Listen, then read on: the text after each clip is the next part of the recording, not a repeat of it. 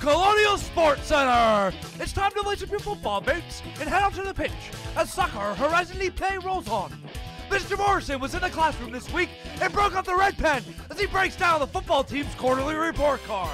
And volleyball was back in action at the UPMC Event Center for 2 Horizon League showdowns. All that and more on a brand new episode of CF. Hello and welcome to Colonial Sports Center. My name is Colby Sherwood, and alongside me for the first time this semester is Cam Wickline. Cam, welcome to the show. Thank you for having me. What do we have for the people at home? It was a pretty loaded week in Colonial Sports this week. We had some volleyball games, there were some soccer games, even a cross-country meet.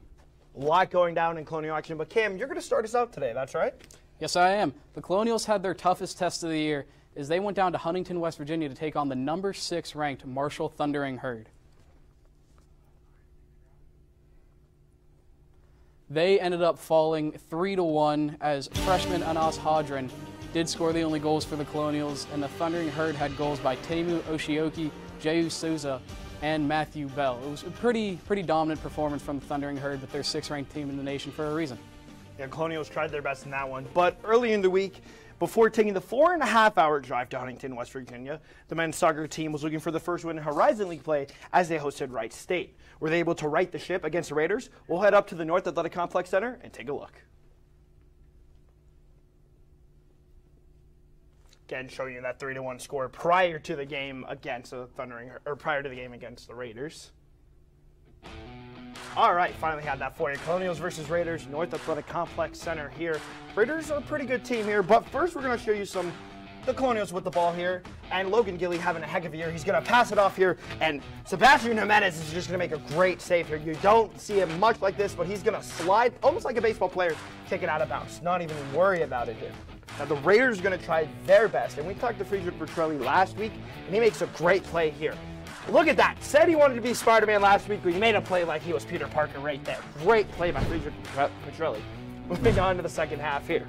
Now Reese Allball, you're going to hear his name a lot here. He's going to get a pass by Jacob Adams, send it to the back of the net, and the Raiders have the lead first. That was Adams to Allball, and the Raiders lead 1-0, and a great celebration here. Cam, you don't do much better than that. It's almost like they practiced. That was just beautiful. The Raiders they scored a few times this game. They broke out some nasty celebrations here. Another show of the goal. Adams with a great pass. Moving on here, Manny Preston is just gonna do it himself. Show you one way, show you the other way, put it in the back of the net, 2-0 Raiders. And again, another nice celebration here again by the Raiders. And kind of the team looked like they were going crazy there, but again, that was Manny Preston with a very nice goal there. And we're going to move on to the third goal. Reese Allball again. This one is from Cole Withmuller, and he's going to send it in the back of the net. 3-0. Raiders get that one. Allball 2 goals, and Logan Gilly 1 shot on goal in 42 minutes. Raiders win 3-0. Now, as we were talking earlier, the men's soccer team was looking for their first win in Horizon League action. Let's see how the Horizon League standings are looking, though. And right now, the Colonials would be in the playoffs. Again, only 6 teams make it in each conference. In the Horizon League, Wright State, who they just fell to, is 3-0 on conference play with 2 ties. Cleveland State, Oakland, RMU, Green Bay, and IUPUI. Cam, what are you seeing in that? Well, Robert Morris, they got off to a bit of a slow start this year. Recently in conference play, they've picked it up. They've managed to get 7 points, as you saw in conference.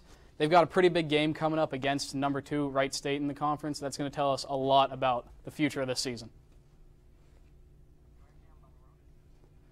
And then the women's soccer team last week traveled 20 minutes down the road to a D3 La Roche school in what should be a pretty easy win. Let's see how they did. They ended up coming away with a 2-0 win. They had goals by Mayu Kojima and a big save by Morgan Brustman. D3 La Roche team, you'd expect a bigger score out of this, but it wasn't the case. Coach Shaw pulled the starters only after about 10 minutes of the game. Really wanted to get some of his younger players, some more experience, more of his bench people, just to get them on the field. It was a good game overall. Experience is valuable. It can be if injuries or anything like that happens later in the year. That's right, and as Cam just broke down, the Colonials won 2-0 against La Roche. But Kevin Plowcher and a few other members of the Colonial Sports Network took the 20-minute drive to see how the game went, and he gave us a deeper dive into the game. Kevin, let's kick it. Now to Robert Morris women's soccer took a short trip to La Roche University on Tuesday evening to take on the Division III Redhawks in a non-conference matchup at Barrel Athletic Complex. The Colonials peppered the net throughout most of the first half, leading La Roche 9-1 in shots on goal, but Redhawks goalie Juliana Hornicle kept RMU in check for most of the half. Head coach Chris Shaw took out the starters about 10 minutes into the contest, allowing other players to get opportunities. Shaw spoke post-game about his bench players getting more opportunities. And I think we played our starters for the first 10, but then really it was an opportunity for some of the players that maybe aren't as on the field as often to get some time and hopefully try to make a statement. As the first half wound down, RMU broke the scoreless tie as Miyu Kojima headed a kick from Cassidy Fisher into the back of the net, giving RMU a 1-0 lead at halftime. The second half was more of the same, with RMU dominating the shots on goal category, but not being able to score until late in the period. Head coach Chris Shaw spoke about some of the missed opportunities. I didn't feel like we made a lot of good decisions in terms of trying to, maximize what was on, where we could be dangerous. I thought our best chances came off of crosses into the box from wide positions, and we just didn't get enough of those in. When we did, we scored both goals off of that. Nikola Masionic tacked on another goal late in the second half for the Colonials, as they won by a score of 2-0. Shaw spoke about what RMU needs to improve on before their next game. So we just gotta get better in the attacking third, and so we've got a number of things that we need to keep working on and keep getting better at, and obviously having 4 days, having a bye this week in the Horizon League helps out. The Colonials will travel to Oakland to take on the Golden Grizzlies on Sunday at 1 o'clock. For Colonial Sports Center, I'm Kevin Plow. Thank you, Kevin, for that in-depth look against La Roche. Now, after pulling a 2-1 victory against Detroit Mercy, the women's soccer team tried to ride up the standings at Highland Heights against Northern Kentucky as it took on the Norse, who lead the all-time series 4-2. Were they able to turn their luck around? Let's take a look and see. And this one ends in a tie. Mia Weifering has got the goal for the Norse. That was her first goal of the year. Mimi Steens had 5 stays, and the Norse actually got an own goal in that one, which got the Colonial goal. Isabella Boland had 5 saves for the Colonials. They tied in this one 1-1. Now we're going to take an in-depth look at Horizon League women's soccer standings. As I said earlier, only 6 teams make the playoffs. That line you see there means Robert Morris would miss the playoffs by 1 point, but with just about half the season left to go, they still have a shot. They're 1-2-2 in conference play, and Wright State is just dominating in all of soccer right now as they are 3-0-2 in both men's and women's soccer. Now joining me, is our best soccer analyst, Evan Basista. Evan, thank you for joining me. Thank you for having me. Now we're going to get the stocks going here with some buy or sell about our soccer team. So first up, do you think the women's soccer team will get more than 4 wins in Horizon League play? Well, Kobe, I'm going to have to buy that take. I think they've been playing well since that blowout loss to Milwaukee.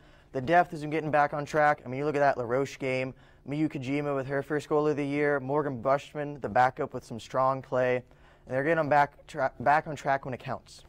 Now, does the women's soccer team make the Horizon League playoffs? They're out by 1 point at this moment. I'm also going to have to buy that one.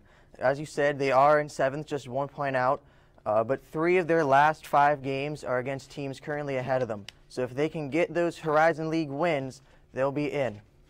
All right, now moving over to the men's soccer team. Does the men's soccer team make the Horizon League playoffs? This is going to be my first sell of the night. I'm not buying it. The lack of overall scoring that they have is a pretty big concern. They couldn't beat an Oakland team that previously had no wins going into the game. And the rest of their schedule is kind of a mixed bag, so it's tough to read them currently. I'm not buying that one. So you're pretty high up on the women's team, a little low on the men's team. Anything you want to see out of the 2 teams improving as they continue the season? Well, I think Chase Gilley's got to be the main focus for the men's soccer's offense. That offense runs through him. He's sitting at 4 goals on the year, 2 ahead of the next guy up. So if he can keep going, that might give him a chance. Well, Evan, that's all the time we have. Oh, wait, no. Does Chase Gilley reach 8 goals this year? Well, as I just said, he is the offense. I'm going to buy that take. They have 5 games left. He's sitting at 4, but he's a bit of a streaky scorer. He could get multiple goals in a game. He had a hat trick earlier in the year. So if he gets on a little bit of a hot streak, I mentioned on the Penalty Kicks podcast recently, I think he might get to double digits. So I will easily buy that 8-goal take. You're buying that. All right. Now, Evan, thank you so much for joining me on this buy or sell. Thank you. When we come back, Mr. Morrison's going to give his first quarter report card to the football team here on Colonial Sports Center.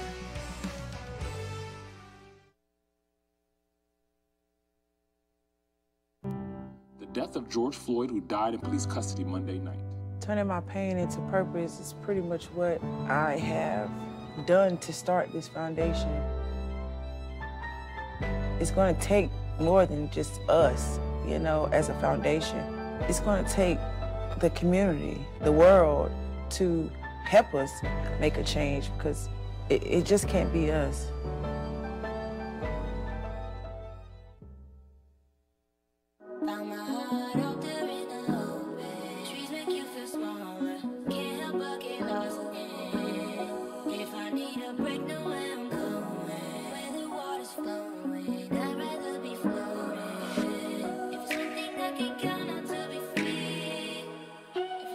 Feel the beat of nature at a park or forest near you.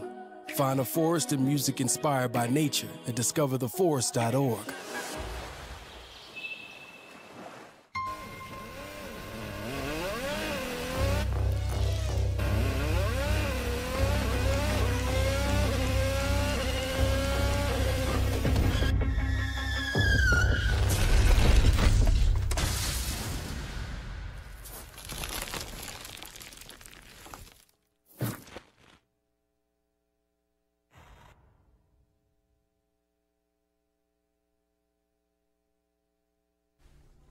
Welcome back to Colonial Sports Center. Now from the pitch to the Joe Walton Stadium, we're going to talk about football a little bit here. Last week, the football team tried their best, if you will, as they took on East Tennessee State and fell 45-3 and 0-4 on the year. With no run game, no real starting quarterback, and an okay defense, they took the near 6-hour drive to Dover, Delaware to take on Delaware State. They were looking to sting the Hornets at Alumni Stadium. Let's see how they did. And the Colonials were close in this one, 14-9. Marquise Guild had 61 yards rushing. Isaiah Williams had 2 sacks. Now Zach Tanner came in second half and threw for 98 yards and 2 interceptions. Bryce Bevins had 36 receiving yards. Now, as we were talking about, a little bit of a quarterback carousel in 4 games. There's been 4 different quarterbacks in for the Colonials. Cam, what needs to change? And let's take a look and see how the quarterbacks did in the game against Delaware State. Well, honestly, I think what needs to change is just a little bit of consistency out of the quarterback. Coach Clark keeps changing out who we have, and I mean, 4 quarterbacks, 4 games isn't going to play. Yeah, that's what I was talking about. Jake Simmons played only for the first half, 3 for 11, 23 yards and 16 rushing yards. Not great when you're looking for a quarterback. Well, like you said, we have a little bit of a update for the football team now. After falling 0-4 to Delaware State last weekend, the Colonials will try and get their first win here at Joe Walton Stadium this Saturday against Gardner-Webb on homecoming weekend. One of the biggest questions for the Colonials was who will start at quarterback. Now in Week 6, the job is still up for debate between JUCO transfer Jake Simmons and freshman Zach Tanner. I spoke with head coach Bedard Clark on the matter. As of right now, we're not 100% sure. It could be Jake or it could be Zach. So we're still kind of balancing things out. Me and the offense coordinator sit down and we'll talk about that together. The London Bulldogs are the first Big South opponent to visit the Joe in 2022 and have a winless road record. Clark knows that despite this, getting their first win of the year will be no easy task. It's going to be tough. It's going to be a tough situation, but the way we're starting out right now, we're just trying to go 1-0. You know, we haven't won a game yet. We want to make sure we put all that behind us. We're trying to go 1-0 each week and keep it moving. Fifth-year running back Elijah Jackson has struggled all year as the Colonials ranked dead last in the country in rushing offense. Clark believes that this week is the week for him to turn his season around. I definitely see us getting over run this weekend in the run game. I expect us to pick it up a lot. I expect us to block better up front. I expect our running backs to do a better job. As homecoming weekend looms, the energy in the locker room buzzes with excitement as Clark and the team know how special it is to get their first win in front of the Colonial Crazies. I think it'll be exciting for the guys, especially on homecoming in front of the home crowd, being able to do those things. So let's hope we do what we need to do to get W. With a question mark at quarterback and a slow start on the ground, we'll see if the Colonials can get over the hump on Saturday afternoon at the Joe. Reporting for Colonial Sports Network, I'm Michael Deemer. Thank you for that look, Michael. Now we have a grade A segment for you, Mr. Morrison's classroom, as he breaks down the first quarter of the season for the football team. Did they get A's? I don't think so, but let's take a look.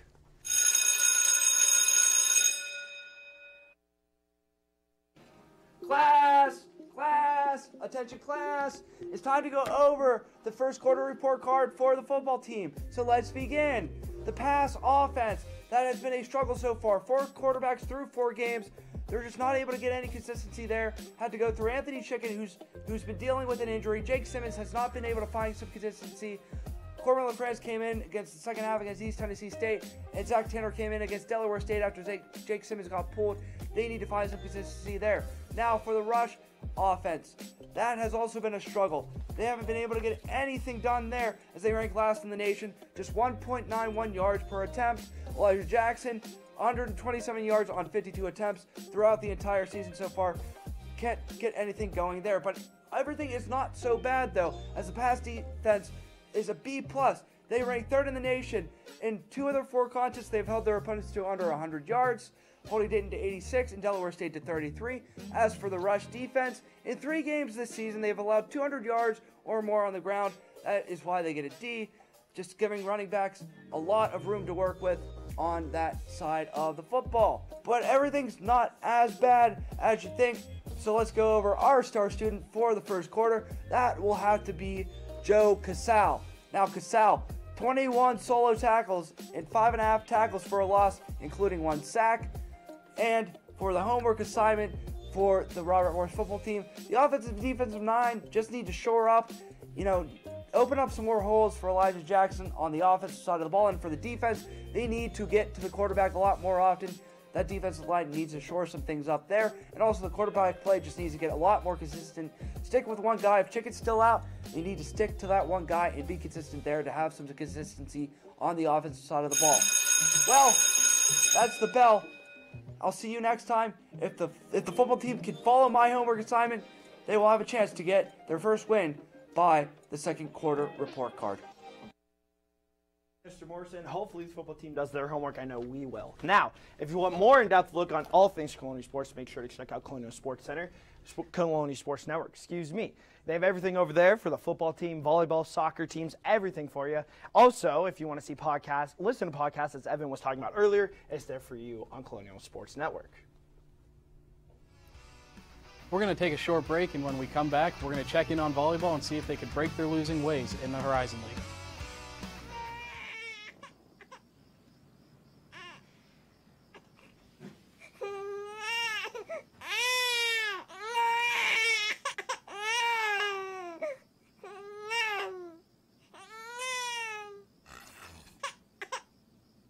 If you love them enough to suck the snot out of their nose at 4 a.m., then surely you'll check nhtsa.gov/the right seat to make sure they're in the right car seat. Today, we face an unprecedented crisis. Tens of millions of refugees have been forced from their homes. But you can make a difference. Turn disruption and despair to hope and opportunity. Even small amounts make a big difference. Provide shelter, support, or jobs in your community. The more we understand, the greater sense of belonging we create. Act now. Visit supportcrisisrelief.org. I don't want to talk about it.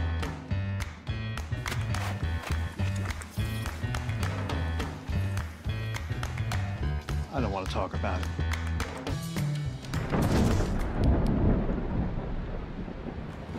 Families don't have to talk about everything, but they should talk about how to plan for an emergency. Get tips and resources to make your family's emergency plan. Welcome back to Colonial Sports Center. No need to make you guys wait. Let's check in on how volleyball did as they welcomed IUPUI to the UPMC Events Center. They did end up taking a loss 3-1 to the Jaguars. Annie Monaco had 17 kills and 4 aces, and Caitlin Brown, just a freshman, had a breakout game with 38 assists. Now, the volleyball team didn't have the best week last week. They lost to Cleveland State 3-1 and Milwaukee 3-0 on Saturday. Looking for the first win, they headed home to host Purdue Fort Wayne. The Mastodons led the series 7-0 all time. Could the Colonials get their first win? Let's head up to the UPMC Event Center and find out. And as I said, Colonials versus Mastodons in this one. Colonials looking for their first one. And we're going to head to the UPMC Event Center here, 21-13 in the third set, Purdue Fort Wayne. As we catch up here, they're going to move it around here. Sydney Schiller's going to get the kill from Tana Haffer, and what a nice play there. Mastodons extend their lead to 21-13. Colonials lead 2-0 now. Alyssa Hudak gets a nice play here. That's going to be from Ashlyn Wallen. She'll set her up 24-19. Mastodons looking for the win, and Iris Regal is going to skid it over the net, and the Mastodons win 25-19. They're on the board now, moving on to the fourth set. It's 8-7 here, and we're going to have Abby Ryan get it from Caitlin Brown. As Cam was talking about, she's having a breakout start now, and she'll get that one. 9-7 Colonials take that lead. Now the Mastodons looking to tie it up at 12, and oh my goodness, Ashley Wong gets hit in the face, and it's tied at 12. Hopefully she's okay on that one. Moving on now, 20-20. It's going to get blocked, and the Mastodons take a 21-20 lead, looking to win the set here, and they will end up getting that. Mastodons tie it up at 2s, heading to the 5th set. Now the Colonials looked like they were pulling away here, up 12-8. But Iris Regal is going to get the Mastodons, get a shot, but it's blocked by M. Brown and Alyssa Hudak. A tag team in that one when they're trying to block shots. Colonials looking for the win, and Alyssa Hudak is going to send it over the net, and the Colonials finally get their first win. They slay Goliath and won 3-2 over the Mastodons. After finally getting their first win in Horizon League play, let's take a look at the standings. And Robert Morris is in 9th place right now with a 1-5 record in conference. Obviously, that's not going to play. They need to get into the top 6 to make playoffs. Colby, what do you think? Well, this is as of yesterday, but I still think the Colonials can get back in this. Danny Doherty's doing his best he can, first year in the job, and they're not completely out of it. Only 2 games out of first place, or of 6th place. They have a really good chance if they continue to gel and move forward. I mean, yeah, this is definitely a volleyball team. I don't think that has been playing up to their potential yet. Once they do that, like you said, only 2 games out of the playoffs, there's no reason why they can't make this. Still a lot of year left. Give them some time. I still think they could gel a little bit more. Emma Brown and Alyssa Hudak's been phenomenal. They've been great leaders for the team. Okay, now we're going to take a look at cross country as they traveled down to State Park in Louisville, Kentucky for the 21st annual Live at the Lou Classic. And the men's team ended up finishing 3rd with the women's team finishing 8th. The men's team was led by Skylar Varvo, who just a sophomore and came in 7th out of the whole event. And the women's team, like I said, finished 8th, not quite as good of a day. They were led by Grace Mason, also a sophomore, who came in 43rd in the 5K. Underclassmen showing up in that one. But when we come back, we have the top moments of the show for you and Colonial action of the top 5 plays, and we break down the games you need to watch this weekend right here on Colonial Sports Center. Do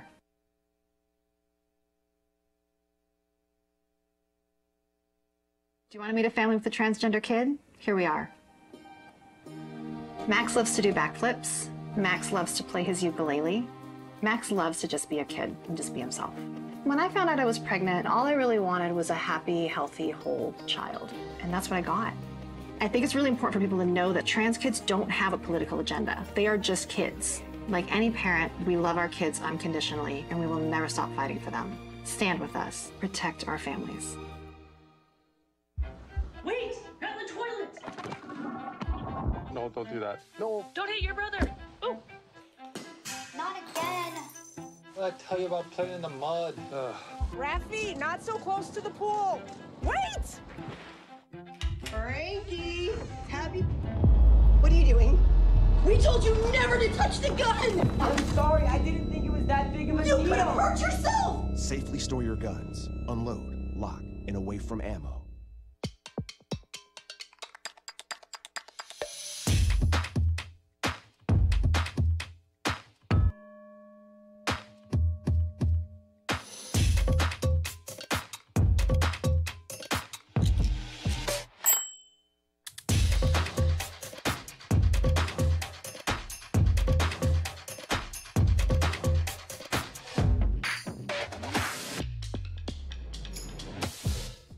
Welcome back to Colonial Sports Center. Now, Cam, I know this is your first time hosting, but this is always the best part of the show. Are you ready for the top 5 plays? I was born ready for this one. All right, he was born ready. Let's take a look and see the top 5 plays of the week. Now, I'm going to warn you now, volleyball is in a lot of these, so we'll start at number 5, a game I was just breaking down. Iris Regal thinks she has a nice little play here, but it's blocked by Emma Brown and Alyssa Hudak. These two have been a dynamic duo all season. Another look at that phenomenal play, Cam. For number 4, we're going to pick it up at the UPMC Event Center as volleyball takes on Purdue Fort Wayne. Going to be set up by Caitlin Brown. Abby Ryan unleashes a rocket for the kill. That was phenomenal. Red rocket, if you will. I really like that play. But move on to number 3. Guess what? Still more volleyball against Purdue Fort Wayne here. Gonna get a nice play here. Alyssa Dax is gonna get a serve by Caitlin Brown and spikes it over the net. That'll go, and the Colonials just were up 2-0. That's that. Maybe have turned the tide in their favor in that play. Caitlin Brown really showing up all over these top plays. Number 2, action we pick up in the men's soccer game as Cleveland State plays a long ball through Therese Alba, hits off his head and rejected by Friedrich Petrelli. That's just one heck of a save by the young stud who was on here last week. That was. You talked to him last week, and he said he wanted to be Spider-Man. Well, you know what? I'll call him Peter Parker after that play. Phenomenal save. Now, the top play of the week. We're going to go soccer here against La Roche. Mia Kujima's going to get a header here, and watch this assist by Cassie Fisher. Sends it a beautiful cross. One wise man said a delicious cross, and a header into the back of the net. I'll get the Colonials on the board 1-0, and that is your top play of the week, a header by Mia Kojima. Cam, what are your thoughts? I mean, just a beautiful play by Mia Kojima. Perfect header, finds the left bottom corner of the net. It's always going to be a goal in that situation. Can't draw it up much more better than that. But Cam, what games do you think people should watch this weekend? My game of the week to watch is going to be a soccer game between the Colonials and Cleveland State. Cleveland State, as I mentioned earlier in the show, is ranked 2nd in the Horizon League, with your Colonials being ranked 4th. I think this is going to be a game that decides, honestly, not even playoff seeding, but just the future of both teams. And some players to watch are Friedrich Petrelli, who we just showed for our number 2 play. He's been elite this year, but has really stepped it up in the last couple games, with recording 3 shutouts in his last 5 games. And Cleveland's player to watch is going to be Pablo Koecki, with 7 goals and 13 assists. That's good enough for tied for first on his team.